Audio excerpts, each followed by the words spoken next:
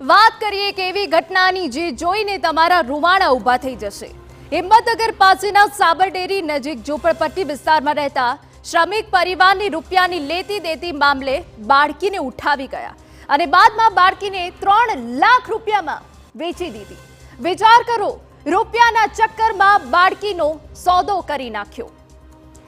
હિંમતનગર નજીક આવેલી સાબરડેરી પાસે ઝૂંપડપટ્ટીમાં રહેતા શ્રમિક પરિવાર દ્વારા મોડાસાના વ્યક્તિઓ પાસે વ્યાજે રૂપિયા લીધા અને તેની ઉઘરાણી અર્થે મારામારી થઈ હતી અને પછી બે શખ્સો સહિત એક મહિલાએ બળજબરીપૂર્વક 7 વર્ષીય બાળકીને ઉઠાવી ગયા।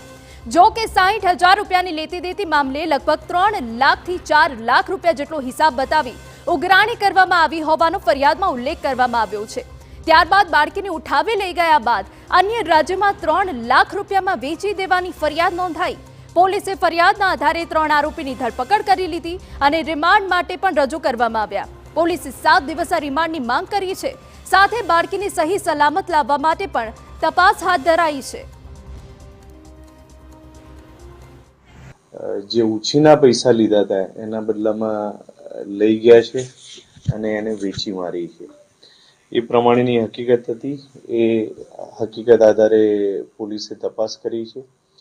હાલમાં 3 આરોપીઓને પોલીસે અટક કર્યા છે।